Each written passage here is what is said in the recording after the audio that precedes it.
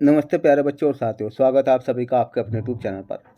साथियों, आज की वीडियो का मेन टॉपिक है महत्वपूर्ण संविधान संशोधन अधिनियम। ये संविधान संशोधन अधिनियम का पार्ट 3 है। इससे पूर्व भी हम 2 पार्ट करा चुके हैं, उनमें भी मोस्ट इम्पोर्टेंट क्वेश्चन है। और ये जो पार्ट 3 है, इसमें भी कॉम्पिटिशन एग्जाम के लिए मोस्ट इम्पोर्टेंट क्वेश्चन है। अतः आप वीडियो को बिना स्किप किए अंत तक जरूर देखिए ताकि आपको हर एक सटीक प्रश्न की जानकारी मिल पाए। आइए स्टार्ट करते हैं। 89वां संविधान संशोधन अधिनियम 2003। एक तो आपको इसमें क्वेश्चन पूछा जा सकता है, 89वां संविधान संशोधन अधिनियम कब हुआ? 2003 में। अब इसका मेन टॉपिक क्या है, किससे संबंधित है? ये जो है अनुसूचित जाति और अनुसूचित जनजाति आयोग को इसमें पृथक किया गया। मुख्य विषय तो है इसका ये, लेकिन इसमें भाग 16 के अनुच्छेद 338 में संशोधन हुआ। एक प्रश्न तो ये प्रश्न पूछा जा सकता है कि 89वां संविधान संशोधन अधिनियम 2003 किस अनुच्छेद में संशोधन करके लागू हुआ? तो अनुच्छेद 338 में संशोधन हुआ। और अनुच्छेद 338 किसके विषय में है? अनुच्छेद 338 जो है अनुसूचित जाति आयोग से संबंधित है। और अनुच्छेद 338 कौन से भाग का विषय है? अनुच्छेद 338 जो है भाग 16 का विषय। ये भी आपको ध्यान रखना है, यानी भाग 16 में आता है अनुच्छेद 338। नेक्स्ट है अनुसूचित जाति और अनुसूचित जनजाति आयोग को अलग किया गया। अनुसूचित जाति और अनुसूचित जनजाति आयोग को अलग किया गया कौन से संविधान संशोधन अधिनियम के द्वारा? 89वां संविधान संशोधन अधिनियम 2003 के द्वारा। अब इसमें क्या हुआ? और इसमें जो है अनुच्छेद 338 जोड़ा गया। एक तो इसमें अनुच्छेद 338 ए, अनुच्छेद 338 ए जोड़ा गया, जिसके तहत एक नया आयोग बना। और उस नए आयोग का क्या नाम था? उसका नाम था अनुसूचित जनजाति आयोग। अनुसूचित जनजाति आयोग। ये भी आपको ध्यान रखना है। 89वां संविधान संशोधन अधिनियम कब पारित हुआ? 2003 में हुआ है। और इसे जो है, ये जो 89वां संविधान संशोधन अधिनियम हुआ 2003 में, ये अनुच्छेद 338 में संशोधन करके हुआ। अनुच्छेद 338 में संशोधन हुआ था इसमें। और अनुच्छेद 338 जो है अनुसूचित जाति आयोग से संबंधित है। अनुच्छेद 338 भाग 16 के अंतर्गत आता है। ये भी आपको ध्यान रखना। अनुच्छेद 338 में संशोधन करके ही अनुच्छेद 338 ए आया। 338 ए अनुच्छेद जब इसमें जो नया अनुच्छेद आया तो इसमें नया आयोग बना। उस आयोग का क्या नाम है? अनुसूचित जनजाति आयोग। ये क्वेश्चन हो गया इसमें। नेक्स्ट है 91वां संविधान संशोधन अधिनियम 2003। 91वां संविधान संशोधन अधिनियम 2003, इसमें क्या हुआ? एक तो केंद्र व राज्यों के मंत्रिपरिषद के आकार को निश्चित किया गया। एक बात तो इसमें हो, केंद्र और राज्यों के मंत्रिपरिषद के आकार को निश्चित किया गया। दूसरा, प्रधानमंत्री और मुख्यमंत्री समेत मंत्रियों की अधिकतम संख्या लोकसभा या विधानसभा की कुल संख्या के 15% से अधिक नहीं होगी। एक ये ध्यान रखना है कि लोकसभा या विधानसभा की कुल संख्या के 15% से अधिक संख्या नहीं होगी। किनकी? प्रधानमंत्री या मुख्यमंत्री समेत मंत्रियों की संख्या। ठीक है, जबकि दिल्ली के लिए यह 10% है। ये भी ध्यान रखना है। नेक्स्ट, राज्यों में मुख्यमंत्री समेत मंत्रियों की न्यूनतम संख्या 12 से कम नहीं होगी। ये भी 91वें संविधान संशोधन अधिनियम 2003 के द्वारा तय किया गया। और दूसरा क्या काम हुआ इसमें? दल बदल कानून में संशोधन किया गया। कौन से कानून में? दल बदल कानून में संशोधन किया गया। क्या संशोधन हुआ इसमें? दल बदल के लिए कम से कम 2/3 सांसद या विधायक पार्टी से अलग हो सकते हैं। कितने सांसद? 2/3 सांसद। ये क्वेश्चन आज पूछा जा सकता है, दल बदल के लिए कम से कम कितने सांसद या विधायक पार्टी से अलग हो सकते हैं? तो आपका आंसर क्या होगा? 2/3 सांसद या विधायक। ठीक है। दूसरा क्वेश्चन ये भी अगर पूछ लिया जाए, दल बदल कानून में संशोधन किस संविधान संशोधन अधिनियम के अधीन हुआ? तो आपका आंसर क्या होगा? 91वां संविधान संशोधन अधिनियम 2003 के अधीन। नेक्स्ट है 92वां संविधान संशोधन अधिनियम। 92वां संविधान संशोधन अधिनियम ये भी 2003 में हुआ और इसमें क्या हुआ? इसमें 8वीं अनुसूची में 4 नई भाषा जोड़ी गई। कितनी भाषा जोड़ी गई? 92वां जो संविधान संशोधन अधिनियम है इसमें 8वीं अनुसूची में 4 नई भाषा जोड़ी गई और वे नई भाषा कौन कौन सी है? एक तो बोडो है, संथाली, डोगरी और मैथिली, ये 4 नई भाषा जोड़ी गई। प्रश्न पूछा जा सकता है, बोडो, संथाली, डोगरी और मैथिली भाषाओं को भारतीय संविधान की 8वीं अनुसूची में किस संविधान संशोधन के अंतर्गत जोड़ा गया? तो आपका आंसर क्या रहेगा? 92वां संविधान संशोधन अधिनियम 2003 के अंतर्गत जोड़ा गया। नेक्स्ट 96वां संविधान संशोधन अधिनियम 2011। जो 96वां संविधान संशोधन अधिनियम 2011 है उसमें उड़िया शब्द के स्थान पर उड़िया शब्द का प्रयोग किया जाएगा, ये प्रस्ताव पारित हुआ। क्वेश्चन पूछा जा सकता है, उड़िया शब्द के स्थान पर उड़िया शब्द का प्रयोग किया जाएगा या उड़िया शब्द के स्थान पर उड़िया शब्द का प्रयोग का प्रस्ताव किस संविधान संशोधन अधिनियम के अंतर्गत पारित हुआ? तो कौन सा है? 96वां संविधान संशोधन अधिनियम 2011।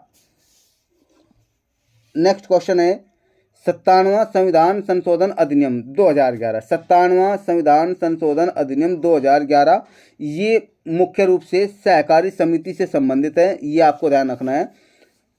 और क्वेश्चन पूछा जा सकता है, अगर पूछ लिया जाए सहकारी समिति से संबंधित कौन सा संविधान संशोधन अधिनियम है, तो आपका कौन सा आंसर होगा?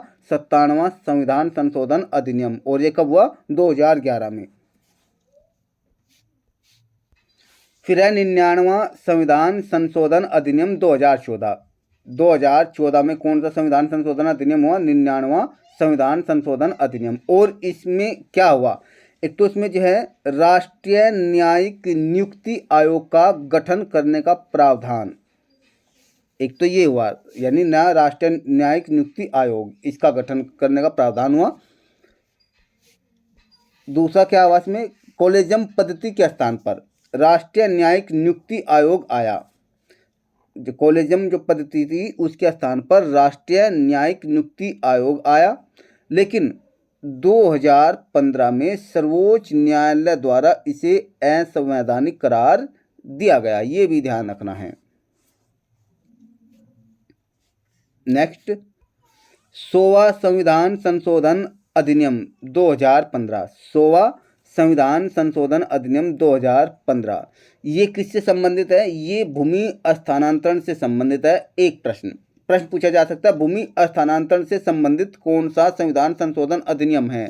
तो यह है 100वां संविधान संशोधन अधिनियम 2015, ये भूमि स्थानांतरण से संबंधित है।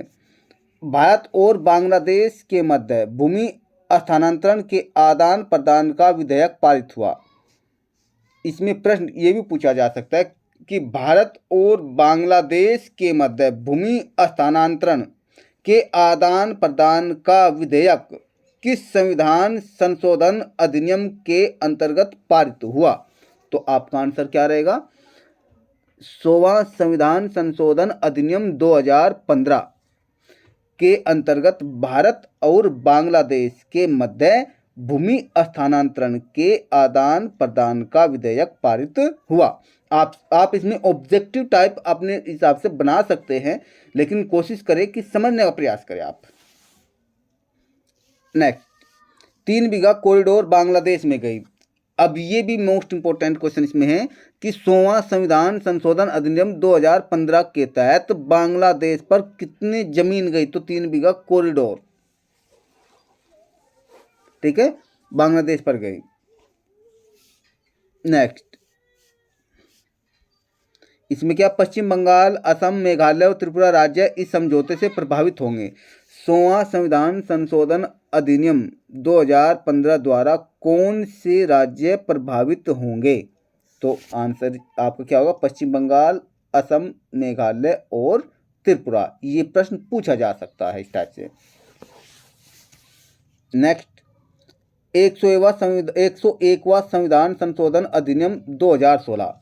101वां संविधान संशोधन अधिनियम 2016, ये आपको ध्यान रखना है मुख्य रूप से कि ये जीएसटी से संबंधित है। जीएसटी क्या है? वस्तु एवं सेवा कर। और अगर पूछ लिया जाए जीएसटी कैसा कर है? जीएसटी अप्रत्यक्ष कर है, ये भी आपको ध्यान रखना है। और अगर इसमें पूछ लिया जाए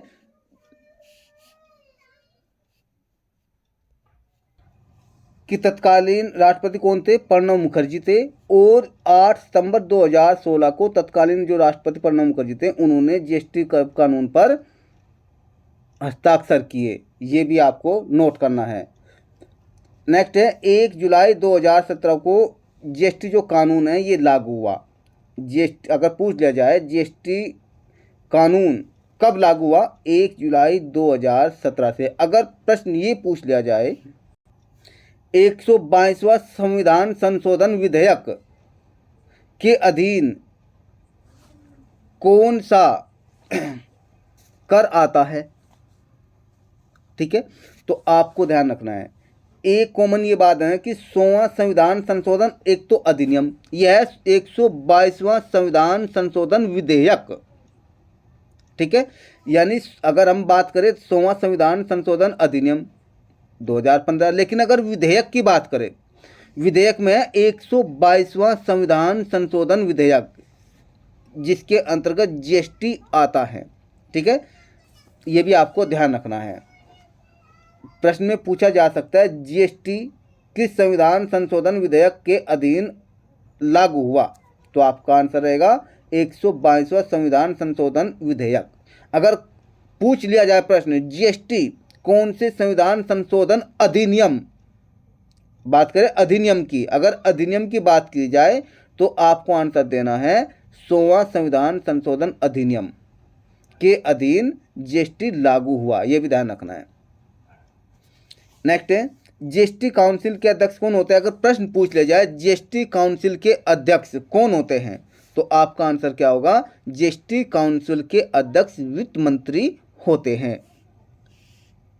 नेक्स्ट, अनुच्छेद 279A के अधीन जीएसटी काउंसिल आता है। अगर पूछ लिया जाए कि जीएसटी काउंसिल किस अनुच्छेद के अधीन आता है, तो आपका आंसर क्या रहेगा? अनुच्छेद 279A के अधीन जीएसटी काउंसिल आता है, ये भी आपको ध्यान रखना है।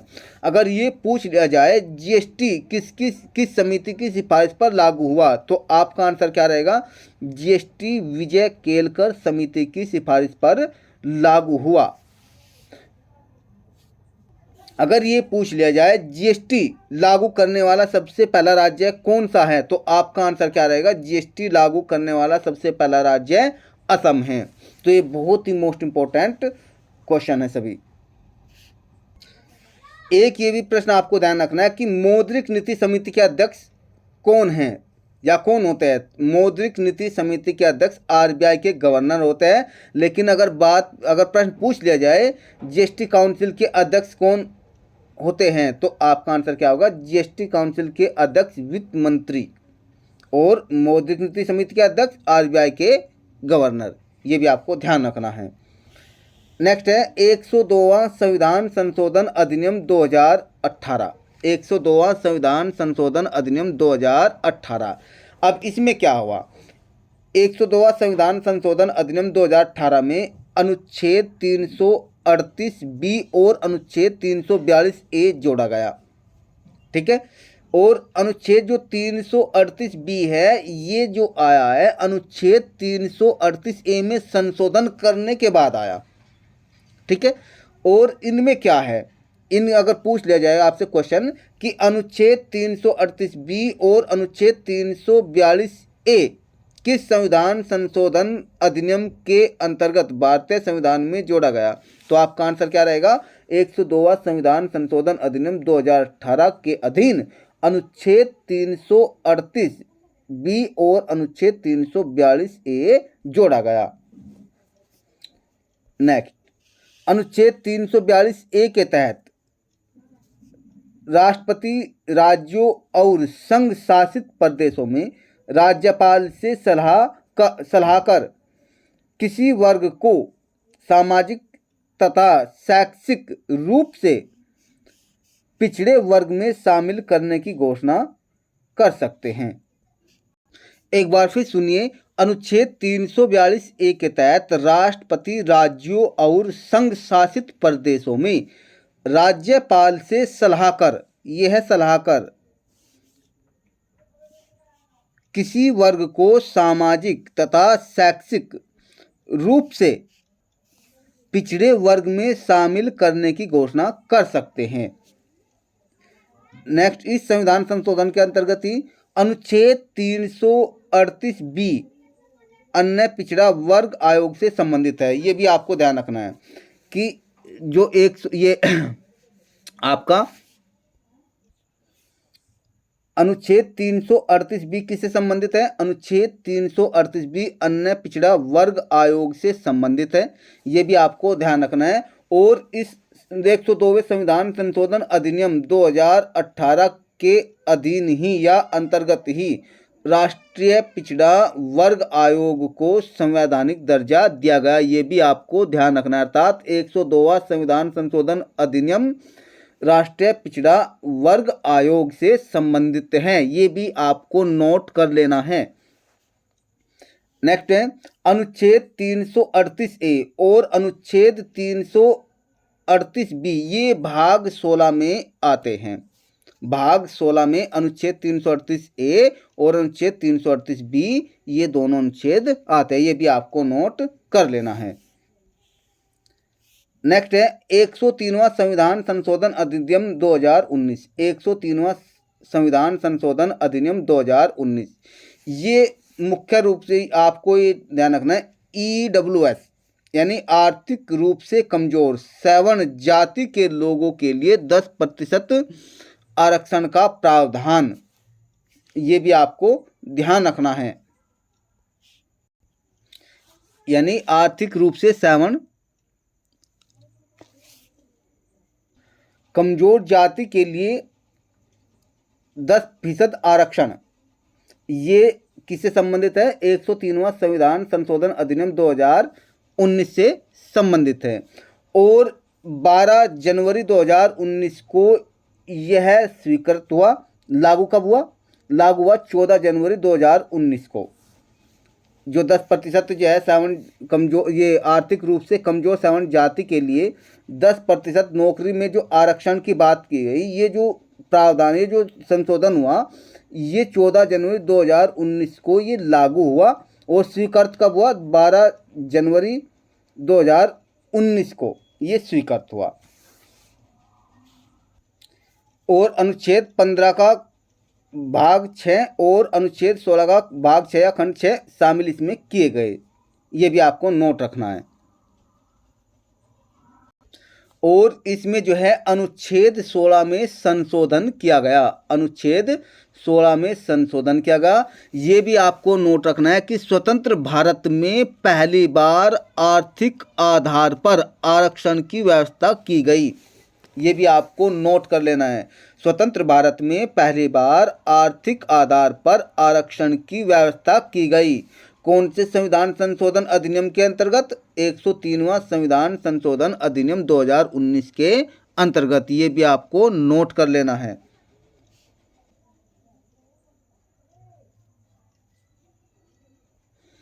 नेक्स्ट है 104वां संविधान संशोधन अधिनियम 2019। 104वां संविधान संशोधन अधिनियम 2019, इसे दूसरे जो है 126वां संविधान संशोधन विधेयक के नाम से भी जाना जाता है। ठीक है, 104वां संविधान संशोधन अधिनियम को जो है 126वां संविधान संशोधन विधेयक के नाम से भी जाना जाता है, ये भी आपको नोट करना है। इसमें क्या हुआ, अनुच्छेद 334 में संशोधन हुआ। प्रश्न पूछा जा सकता है कि अनुच्छेद 334 में संशोधन किस संविधान संशोधन अधिनियम के अंतर्गत हुआ, तो आपका आंसर क्या होगा, 104वां संविधान संशोधन अधिनियम 2019। और क्या है और आज का विषय, इस अनुच्छेद में 70 वर्ष के बाद सीटों का आरक्षण तथा विशेष प्रतिनिधित्व की समाप्ति का वर्णन है। इस अनुच्छेद में 70 वर्ष के बाद सीटों का आरक्षण तथा विशेष प्रतिनिधित्व की समाप्ति का वर्णन है, ये भी आपको नोट करना है। दूसरा क्या हुआ इसमें, लोकसभा एवं राज्यों की विधानसभा में अनुसूचित जाति और अनुसूचित जनजाति के लिए आरक्षण 10 वर्ष यानी 2020 से 2030 तक बढ़ा दिया गया, ये भी आपको नोट रखना है। यानी अनुसूचित जनजाति के लिए जो आरक्षण कितने वर्ष तक बढ़ाया गया, 10 वर्ष तक। कौन से संविधान संशोधन अधिनियम के अधीन, 104वां संविधान संशोधन अधिनियम 2019 के अंतर्गत जो है अनुसूचित जाति और अनुसूचित जनजाति के लिए आरक्षण कितने वर्ष तक बढ़ाया गया, 10 वर्ष तक, ये भी आपको नोट करना है। नेक्स्ट है इसमें, आंग्ल भारतीय समुदाय को आरक्षित सूची से बाहर कर दिया गया। प्रश्न पूछा जा सकता है कि आंग्ल भारतीय समुदाय को आरक्षित सूची से बाहर किस संविधान संशोधन अधिनियम के अंतर्गत किया गया, तो आपका आंसर क्या रहेगा, 104वां संविधान संशोधन अधिनियम 2019 के अंतर्गत आंग्ल भारतीय समुदाय को आरक्षित सूची से बाहर कर दिया गया। नेक्स्ट है 105वां संविधान संशोधन अधिनियम 2021। 105वां संविधान संशोधन अधिनियम 2021 ये जो है नवीनतम संविधान संशोधन अधिनियम है। प्रश्न पूछा जा सकता है नवीनतम संविधान संशोधन अधिनियम कौन सा है, तो वह है 105वां। ठीक है, 105वां संविधान संशोधन अधिनियम 2021 जो है ये नवीनतम संविधान संशोधन अधिनियम है। और इसमें क्या मुख्य विषय रहा, इस संशोधन के अनुसार ओबीसी में कौन शामिल होगा यह राज्य तय करेगा, ये भी आपको नोट करना है। ओबीसी में कौन शामिल होगा यह राज्य तय करेगा। और आपको एक और जो है क्रीमी लेयर की आय कितनी होती है, ये भी आपको नोट रखना है। 103वें संविधान संशोधन के अंतर्गत आता है प्रश्न, क्रीमी लेयर की आय कितनी होती है, अर्थात वार्षिक आय जैसे कहते हैं, या आय सीमा, क्रीमी लेयर की आय की सीमा कितनी होती है, तो ये 8 लाख होते हैं, ये भी आपको ध्यान रखना है। तो ये आपके संविधान संशोधन के महत्वपूर्ण प्रश्न हुए। आशा करते हैं आपको वीडियो अच्छी लगी होगी। आपसे निवेदन है कि आप एक लाइक तो ज़रूर कर दीजिए। आपके एक लाइक और प्यारे से कमेंट से हमें बहुत ही बड़ा मोटिवेशन मिलता है और इससे हम आपके लिए और बेहतर कंटेंट लेकर आते हैं जो आपके फ्यूचर के लिए बेस्ट हो और आपको आपके लक्ष्य तक पहुंचाने में मदद करे। मिलता है फिर नई वीडियो में। जय हिंद।